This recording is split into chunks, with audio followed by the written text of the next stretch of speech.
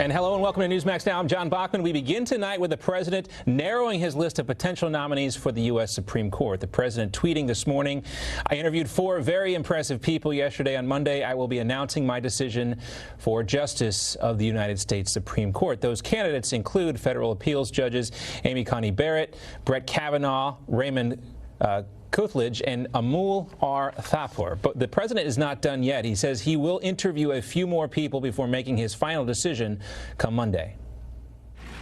They are outstanding people. They are really incredible people in so many different ways, academically and every other way. I'll be meeting with 2 or 3 more, and we'll make a decision on the United States Supreme Court.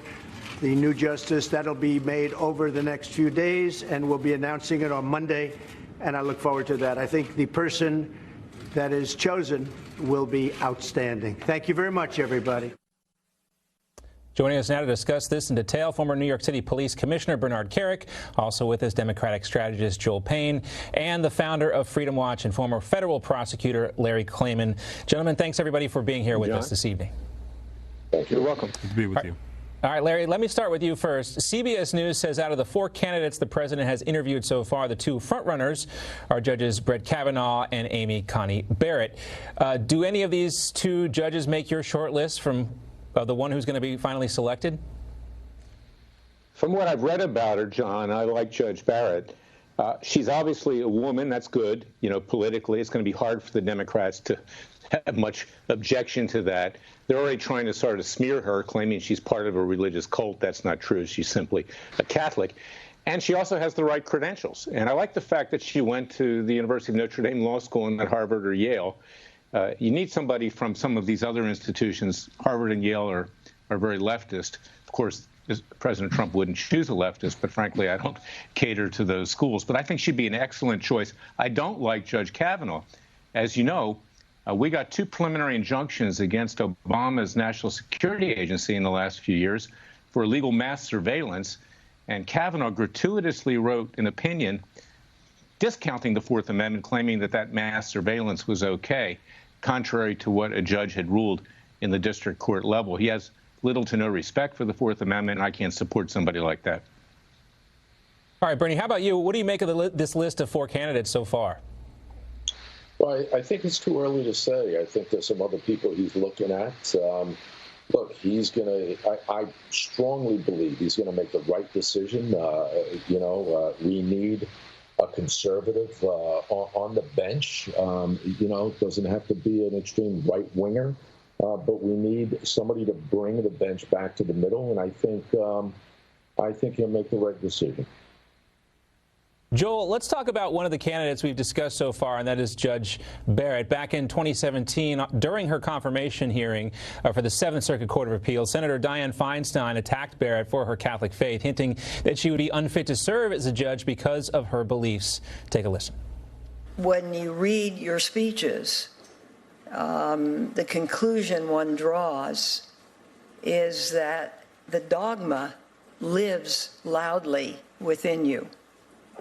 And that's of concern when you come to big issues that large numbers of people have fought for years in this country. And here is Barrett's response. If you're asking whether I take my faith seriously, and I'm a faithful Catholic, I am, although I would stress that my personal church affiliation or my religious belief would not bear on the discharge of my duties as a judge. So, Joel, what do you think? Do you buy that, or do you think we're going to see a repeat of that during, if she's, nominated and goes through a confirmation process again? I mean, Senator Feinstein has a right to raise that as a concern. We know we take the separation of church and state very seriously, and making sure that people respect that and understand that as a part of what the expectation is for Supreme Court justice. There's nothing wrong with it. But I'm beyond this. Listen, I'm sure these are very talented people. All of the 4 folks that you named at the top, they're very talented jurists in their own right. This isn't about who the best person Donald Trump can pick. Democrats have a historical beef. Mitch McConnell stole this seat, and it is not acceptable for any Democrat in the Senate to engage in this process. This is a flawed process because it's a seat that was ill-begotten. It's not a seat that was earned by Donald Trump. It was a seat that was stolen by Mitch McConnell. That's the story here. That's the beef. These people are talented the same way Merrick Garland was. It's really not about that. It's about the means that which Republicans stole this seat.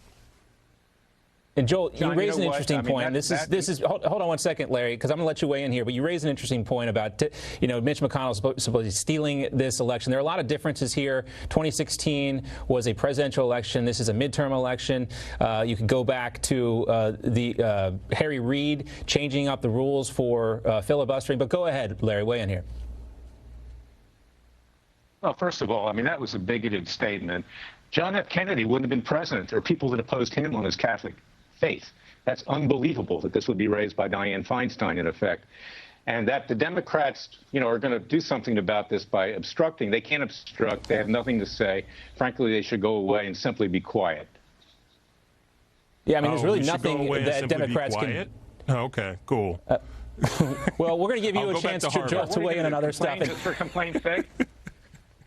Well, we're going to get Joel another chance to weigh in here. But Bernie, there's nothing that Democrats can really do here to stop this nomination. So what we're really hearing here is just a lot of noise at this point, a lot of political noise, because we know eventually whoever Trump nominates, that person most likely is going to be confirmed.